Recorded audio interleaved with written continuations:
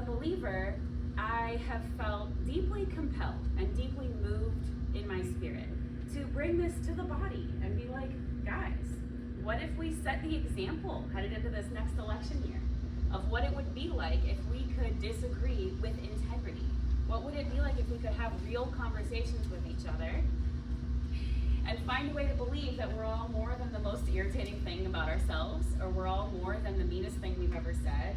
Like, what if we could find a way to build resilient trust with each other? And I think that that's the way the church is going to have the biggest impact going forward, because I really do not see the divisive nature of our country easing up anytime soon. But I think that the church can set a powerful example in the world of what it looks like to be love first and foremost, and remember whose team we're actually playing for when the day is done. So I'm going to get into all of that, but since this is a storytelling group, I wanted to share with you a story, and since it's Halloween, I want to share with you a scary story, in particular, the second scariest night of my life. And I wrote it down because I'm a talker, and I wanted to keep myself to time. Okay, it happened in February of this very year. I'm awakened on a cold and windy night, literally, to the sound of our dogs going absolutely berserk. They're barking and howling and snarling, and given how loudly and powerfully the wind was blowing, I just assumed the wind had startled them, and that's why they were going nuts. So I was the one that got out of bed to go solve this situation. So I head down by myself in my jammies, alone in the dark, just like they do in horror movies right before you get chainsaw murdered. And I did it very confidently because I thought for sure that there was not any danger. But I got about halfway down the stairs and I noticed that our front door was open. And just as this is processing in my head that the door is still moving, our burglar alarm starts going off. And so my stomach, it just felt like fire. And I was like, oh my gosh, and I ran upstairs and I'm screaming for Kyle. And then it was like mama bear mode, y'all. I was like, get my babies. So I like ran into our kids' rooms. I'm steering them down the hallway. And Kyle hollers up from downstairs, somebody just tried to break into our house. Their footprints are still in the snow. So he like slams the door shut and locks it, runs upstairs. He's looking on his phone to see the Ring doorbell footage. And before he sees the end of he doesn't even get like all the way through it. And he's like, I see the guy on here. Like, I see that an intruder was at our house. And the police call because the alarm went off. So he's talking with the police. I'm comforting our kids, who are, of course, terrified, and telling them everything happened exactly how it should. Somebody tried to break into our house. The dog started barking. The alarm went off. It scared them away. The police are coming. They're going to take a statement, and they're going to figure out who did this. Everything's okay. You guys are safe. But before I can finish this thought, Kyle interrupts and says, Andrea. And his face is like a ghost, like just completely white. He's still in our house. There's footage of him coming in, but there's no footage of him leaving. So now fear has become absolute panic. As Mennonites, we have not a single weapon in our house, but I'm an improviser first and foremost. So I locked our bedroom door and looked down to see a laundry basket full of Nerf guns. Because kids. So I picked up the biggest one, and I leaned my full body weight against the door, and I'm like shuffling through this laundry basket because it's in a laundry basket because kids, and I'm sorting through socks and trying to find Nerf darts to stick in this thing, thinking in my head, worst case scenario, if this guy comes up here, I can surprise him and annoy him for a moment before the police get here. And the sight of me holding this huge Nerf gun and rifling through the basket provided a slight moment of levity, but it was short-lived. The kids were crying, Kyle and I were crying. We had no idea how long it would take the police to get there, but it didn't seem like anything would be fast enough.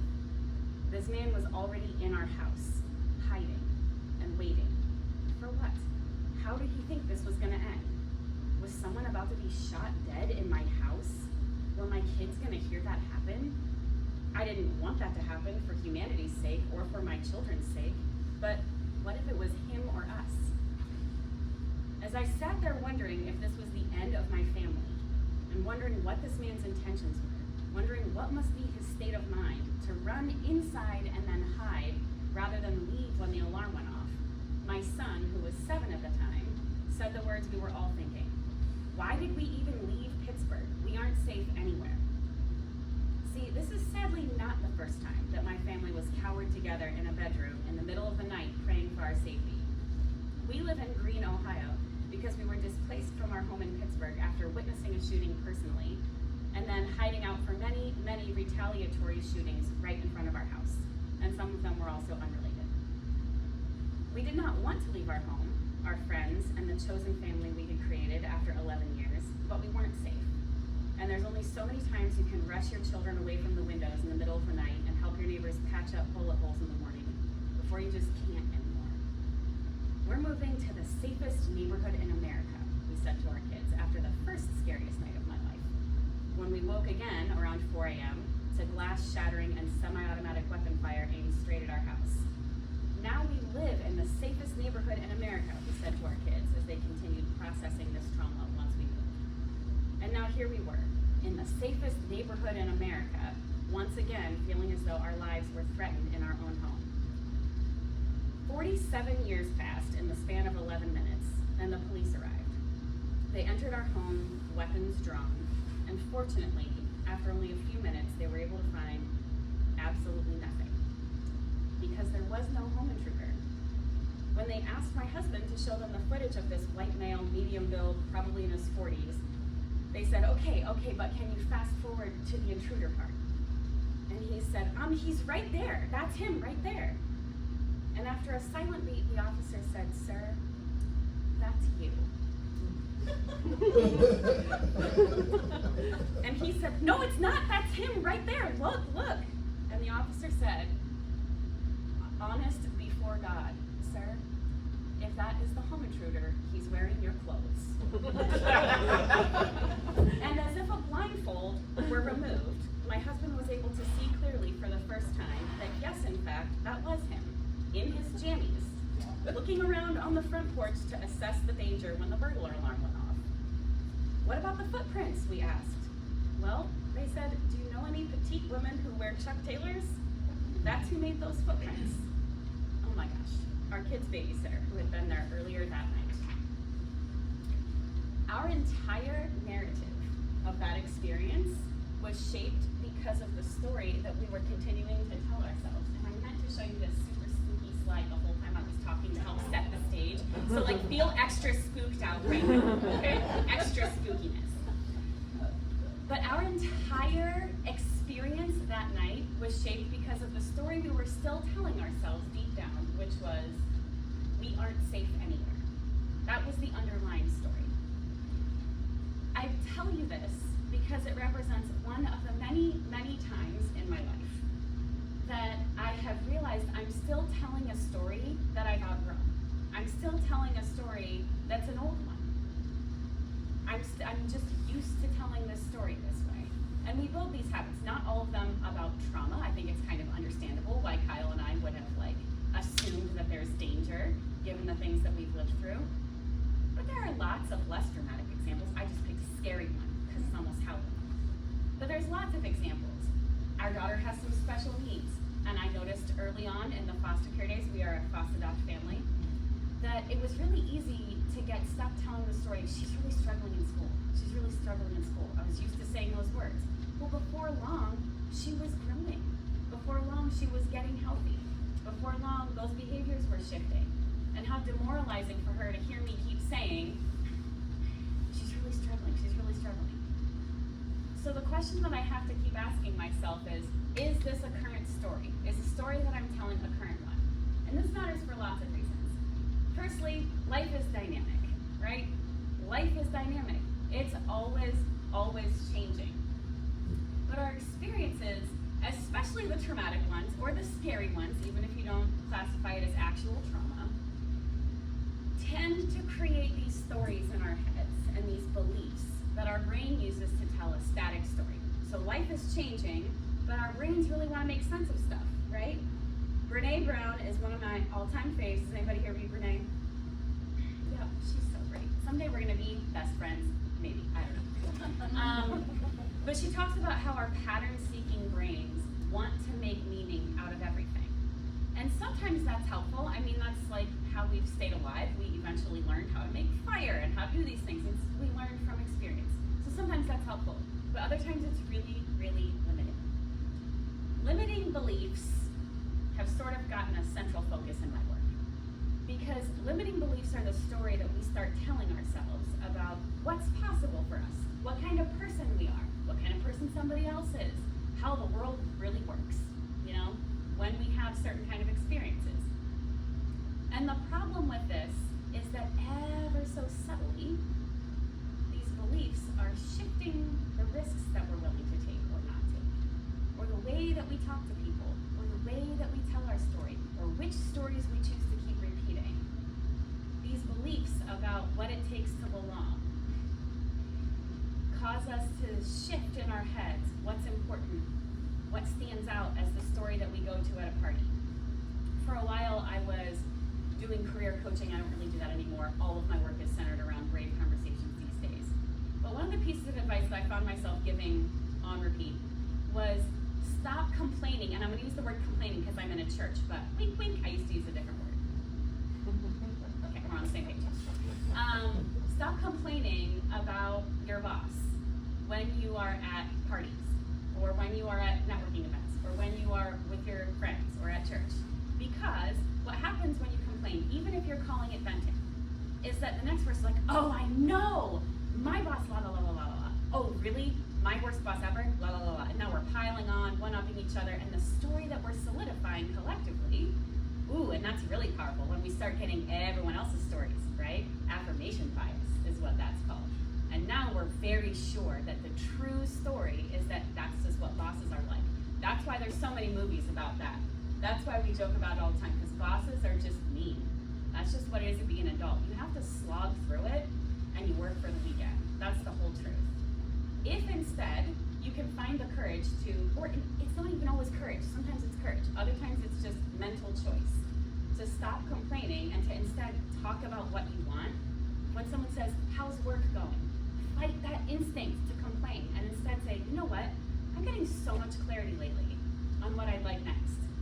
I have really been thinking a whole lot about a business that I'd like to start, a book that I'd like to write, a position I'd like to create for myself, a lateral move I'd like to make in the nonprofit sector, whatever it is, If you can find the ability within yourself to talk about what you want instead, then guess what's gonna happen? The whole story is gonna shift. The story that you and your friends start telling each other, because what's going to get activated in their brains isn't similar stories of comparison. It's like, I just met someone that you need to talk to. As soon as we leave here, I'll send an email and I'll get you connected, right? That's how it works. Our brains are supercomputers. They're storing all kinds of details, all kinds of characters, all kinds of plot twists, all kinds of stuff up there. We have to decide through the stories that we tell what files are going to get activated in someone's brain. You guys get what I'm talking about right now? We have incredible control when we understand that life is improv, which is, I think, my next slide. Boom! Who practiced? When we really realize that there's not some big fat mean boss calling all the shots and they're in charge and you have no control and you're subjected to them forever. I hate when people tell me they have golden handcuffs. I'm like, as you wish. It will be as you create it to be in your life. But when you understand life is improv, life truly is improv. We are building whatever it's going to be together. You're building it with the people you like. You're building it with the people that you don't like. You're building it with the people that inspire you. You're building it with the people that piss you off. All of these people are your scene partners. And you get to decide what story you build together by the things that you choose to offer, by the contributions that you make into the scene. What I aim to do, as often as possible, is equip people to interrupt the subconscious hijacking of your imagination and the stories that you're telling, because that's what limiting beliefs are. You don't even realize that it's happening. There's this subconscious hijacking of what you think is possible in your life, in your family, in your church, whatever. Your imagination has been tainted by these limiting beliefs. But we can interrupt that with Noah, and not this Noah, because I'm in a church, not that one, a different Noah. Yeah, you guys are like, oh, since we can read, we already do that.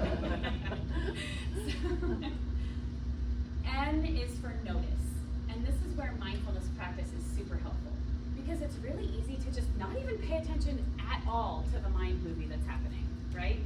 I led a workshop recently, man, and I wish I could do it every day of the week, about being mindful with your breath and your imagination. Your breath and your imagination. Two things that will just happen subconsciously. They will just happen whether or not you're paying attention, because your body will keep you alive and your brain will just keep thinking things. But if you can get present with those things, you can really regain a whole lot of agency in your life. Can I get an amen for that? Okay. The last place I spoke was a black church and they did way better. Okay, so mindfulness practice really, really helps us here. And if you're not familiar with this concept of mindfulness practice, it's not necessarily the same as meditation, although it can go kind of hand in hand. But mindfulness practice is just this ability to be present with yourself and not judge yourself. Whatever the feelings are, the ideas, the thoughts, the hopes, the impulses, whatever it is that you notice coming up for yourself, it's like just the practice of literally sitting quietly and being like, how am I? What do I need? What am I thinking about? And the more that you practice that skill, the more you can notice as you're driving in traffic, what am I thinking about? When that dude cut me off or was riding a little bit too close, and I took note that he was driving a pickup truck, and I was like, not surprised. Like, that meanness inside of me, what is that about? Maybe I'm the only pickup truck judger in the room. But I have learned this skill of just paying attention to what my mind movie is doing. So notice is the first step, and it can lead right into observation. Observe is next. So don't just notice and then let the bunny trail go again. If you can help it, and you will as you practice it, start really observing. Spend some time getting present as long as you can and choosing curiosity instead of judgment. Curiosity instead of judgment. Curiosity instead of judgment. Can you even imagine if when you noticed, man, I thought a mean thing, it wasn't like, I'm the worst! Like, this is the reason Jesus had to die because of me! Like, guys, I'm talking to believers. I know what we do to ourselves. I know what we do to ourselves. The slightest little mishap and it's like, what if we didn't do that? What if we literally believed that we are forgiven? Can you even imagine? Like, what if we walked around not beating ourselves up constantly? Wouldn't that be so nice? A is align. So I could probably talk for only 90 minutes about this. And there's a chart in the book, not trying to push the book, but it goes way deeper. Buy the book. Buy the book. There's a promo code. I don't know if you heard. But the concept of alignment, the way that I teach it, is that it's just regaining trust in three things. I trust me, I trust my scene partner, which is an improv way of saying whoever else is involved, and I trust the process. I remember that we're going to build whatever it's going to be together. And I remember that it's safe not to know 11 steps down the road what happens. That's okay. Totally safe. That just means I'm remembering that I'm not locked in to whatever that is that I'm so afraid of, right? We're going to build it together. And if I can get present right now, I'm talking ahead of the slides a little bit, but if I can get present right now, maybe I can work with you to build a future I don't have to be so scared of, right? So alignment is regaining faith in those three things. And what I keep telling people is, this is how we soften the grip a little bit and find the words that we need. In the brave conversations that we need to have in our lives, I don't know if anyone can relate to this. You have, something happens, you have this conversation, and you drive home, and then you think of the thing you wanted to say. Why do you think that might be? Do you think it's because you're not putting all this pressure on yourself in that moment? You get in the car and you're like, the first whole breath that you've taken, the first moment that your butt cheeks weren't pinched so tight. Our entire physicality, when we feel vulnerable, keeps us from thinking of the thing that we want to say. And we do that because we feel vulnerable. It is a physiological response to the fight or flight phenomenon. That is what is happening to you in that moment. And your brain is like, I need to not die! I need to not die! I need to not die right now! And all the while, I feel like God is watching like, breathe. I am in the silence, remember? I can breathe. It's okay. It's okay. I have encouraged people so many times, What would happen if you're starting to feel overwhelmed in a conversation and you said, instead of whatever mean thing, or ignoring and feeling like I can't say anything, if you said, hey, I care so much about you, or this, or whatever, can I please take a few minutes? Can I just run to the bathroom real quick? Can I just have a few minutes? And then I'll come back and talk to you. That's allowed. You wanna know why it's allowed? Because life is improv. We are totally allowed, and your brain is a supercomputer. It really doesn't take infinity hours to do this. If we remind ourselves the deep truth, especially as people of faith, that we come back to, oh, that's right, I know whose image and likeness I'm made in. I know whose image and likeness they are made in. It's safe to trust someone that's not perfect. In fact, that's basically my only choice. Everything that exists in the world was invented by imperfect people deciding to work together anyway, right? I trust me, I trust you, I trust the process. That mindset is how, in those moments, we can think of the question that we need to ask, or the thing that we'd like to say, and say it in a way that represents our integrity. And then the second A is accept. And I know that this word, at least for me, this word can be really difficult. When I read the news, I'm reading what's happening in Israel and Gaza. It is so hard to, like, I would want to, like, smack me right in the noggin to hear someone say, we have to accept it. That's all we can do is accept it. And I know it sounds trivial, and I promise you from the depths of my heart that it's not. We cannot, improv is yes and. I mean, that's the next part. Improv is yes and. What that means is that we're listening and we're building. We're accepting the information that exists, and then we're adding something on top of that. Sometimes that means that we have to acknowledge something that we don't like. When I talk with HR teams or leadership teams, especially the last couple years, it's like, it's really hard to have some of the conversations that we're being asked to have right now. A lot of churches are talking about LGBTQ inclusion, and they don't agree. And maybe that's shocking news in this room, I don't know. People don't agree on that topic. People don't agree about racial justice advocacy. We don't agree on, like, so many things. Like, almost all the things that matter, we don't agree about. The only possible way that we can have conversations that matter is if we can accept that sometimes people say mean things without being illegitimate people who have nothing to offer. It is entirely possible to accept this is happening. This is happening. As soon as I can stop pushing up against it with denial or, but I didn't want this to be this way. I didn't want it to be this way though. I don't want it to be this way. If only we could go back. Well, we can't. Because life is improv, but it's also like moving forward though. Like that's how life works. We can't go back. So acceptance is the fastest way to do something that makes it better. Do you guys get what I'm saying right now? It's the yes and the and. I could also talk about that for a long time. It's a really powerful concept. So how people typically build their life story is like this. Our experiences inform our beliefs. Are we together so far? Our experiences inform our beliefs. And then those beliefs inform our imagination. Are we still together? Yeah. And then our imagination informs our future experiences. Do you know why? Because we build all of it with our imagination. I think that's super fun. I love talking with my kids about their imaginations. Everything starts with imagination first. You know, I think it's lovely, the Genesis story of God speaking something into being. We start with imagination, you know, the first things start there, you know? So this is the general flow of how it works. And that can be fine if we're being intentional about that. But so often we're not being intentional about that. And we're not paying attention to the way that our experiences are shaping our beliefs, and the way that those beliefs are shaping our imagination, and then the way that our imagination is limiting anything else that we can ever build.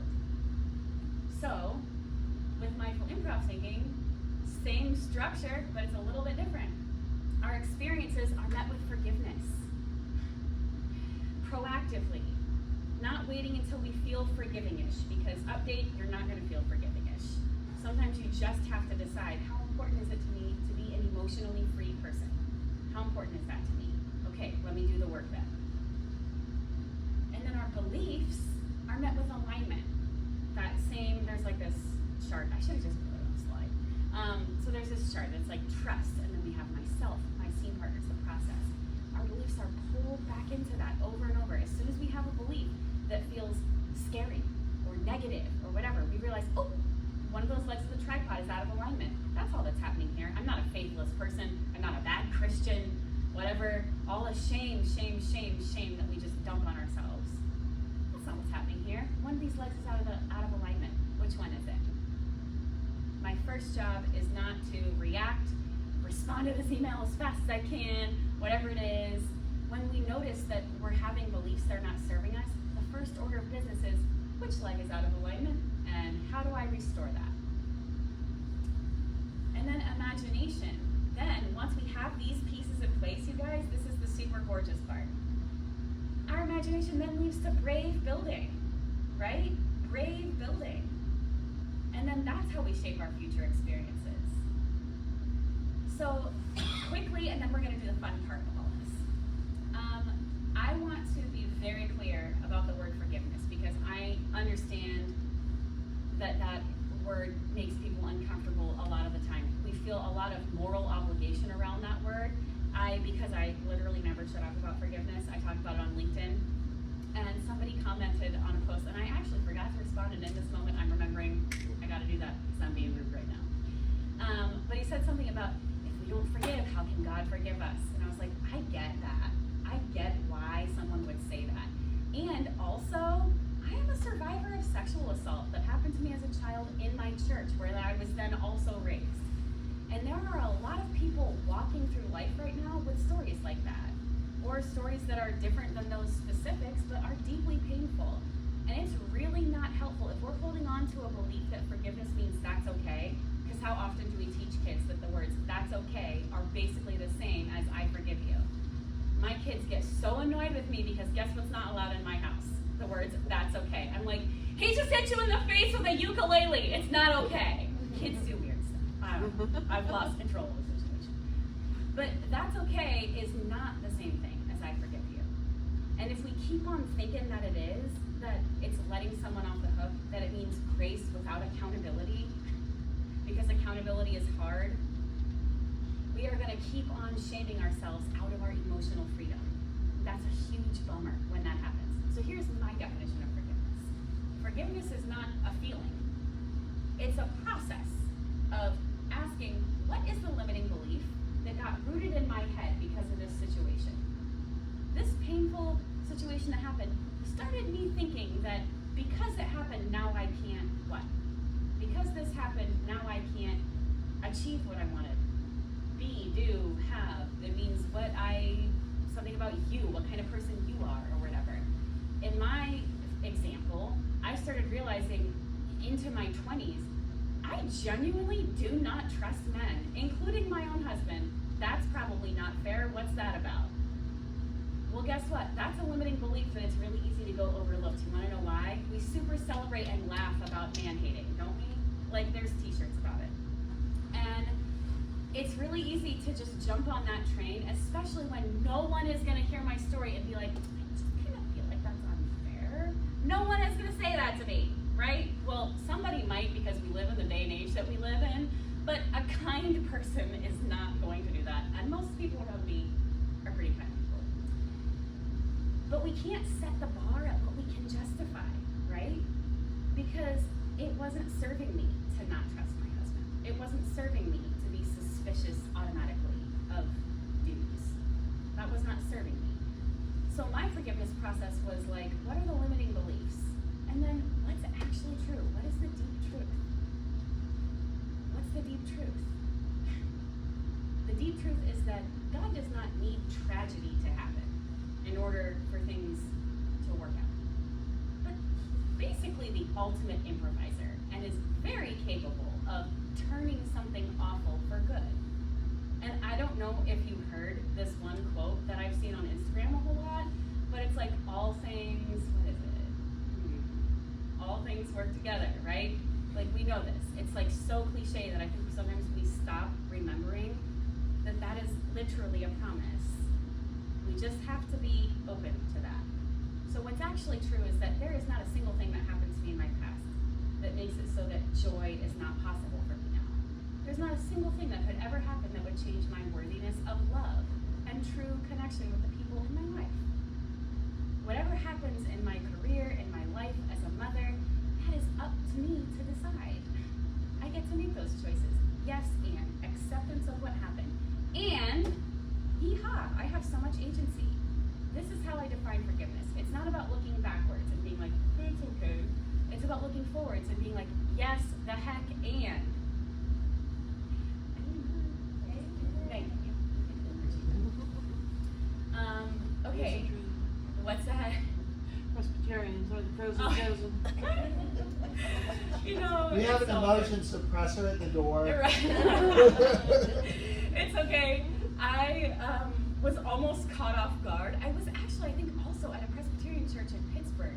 But I was like, oh, there is audience participation. Yes, it was great though.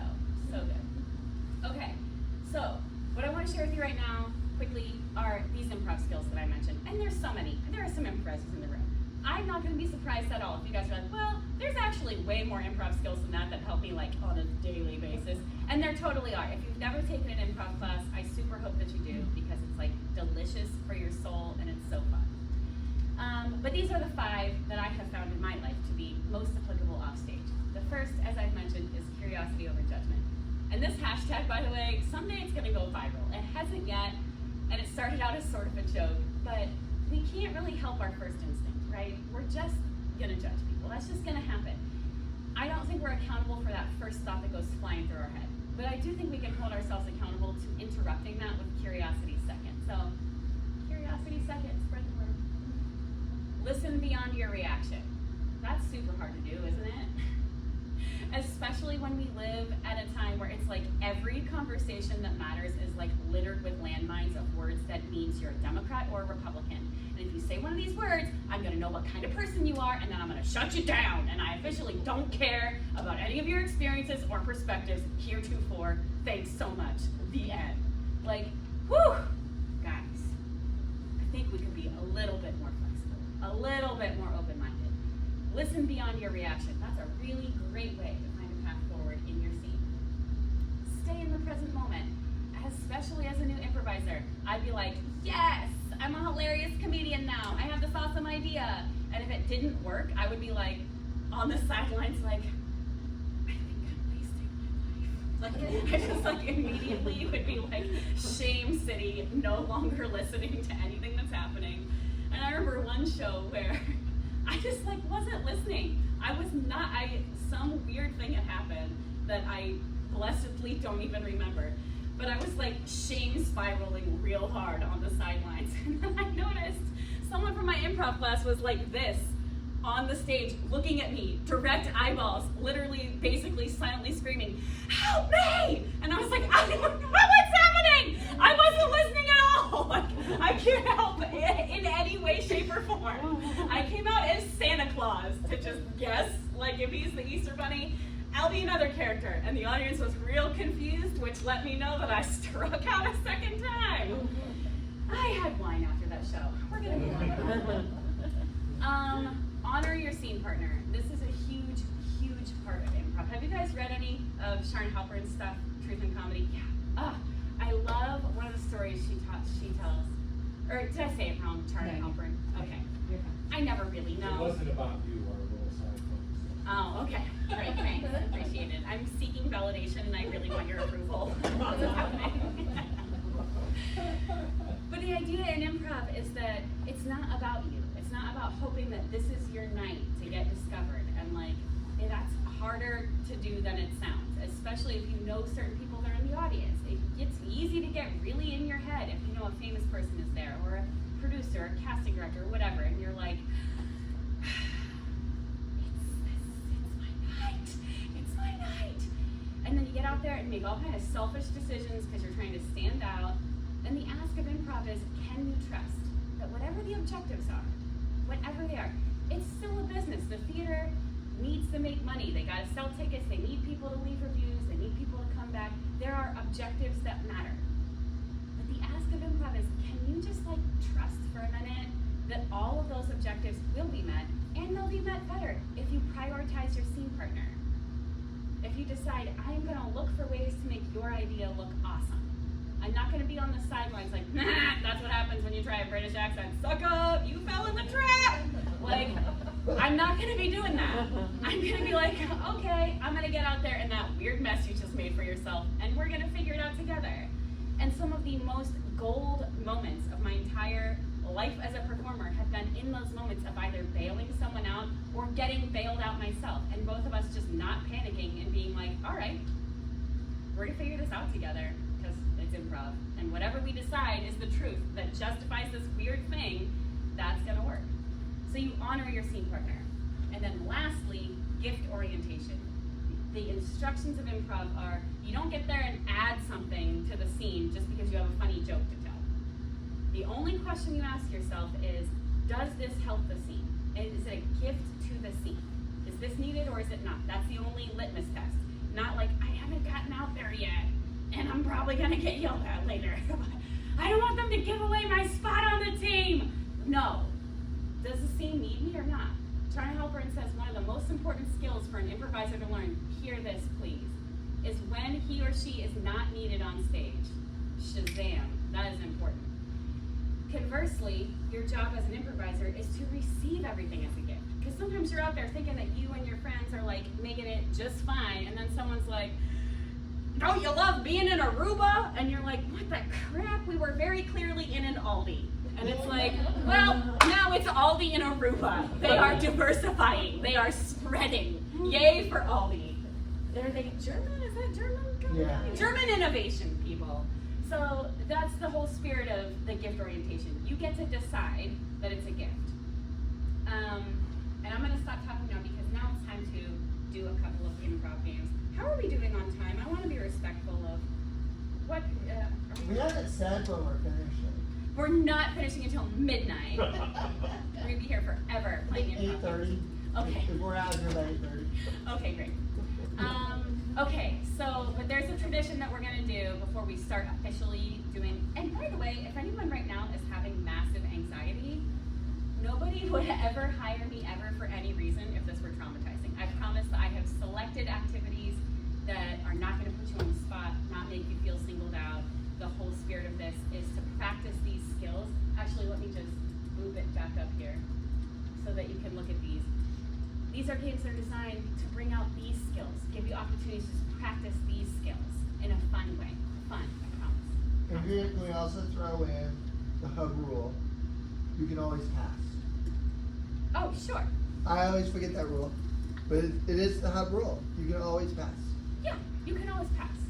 I think I've designed this in a way to where you won't feel the need to do that. But if you do feel the need, by all means, take care of yourself.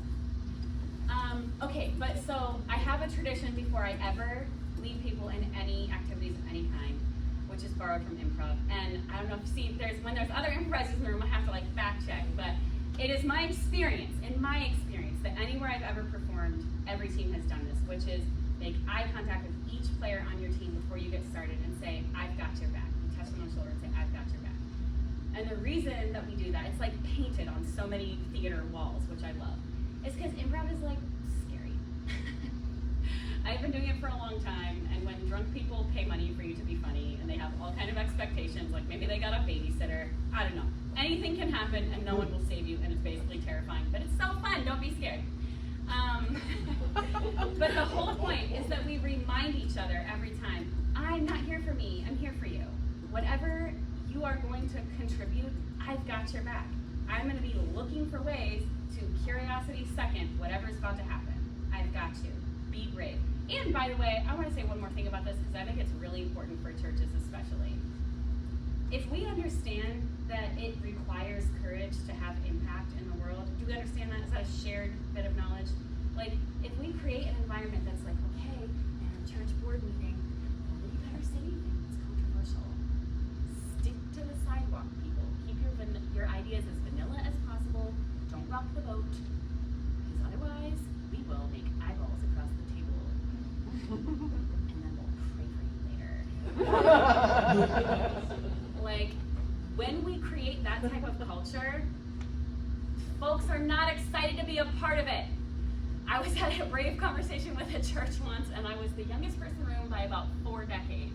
And they were like, why don't young people want to commit to church? And I was like, that whole vibe. Like, pretty much that. Anyhow, if we understand that it takes courage, can we create environments where it's safe to be brave then? Can we create environments where it's safe for someone to say something that might rock the boat a little bit, to say a real thing instead of a fakey fake thing? If we know that that's what it takes to make an impact, then let's remind each other, I've got your back.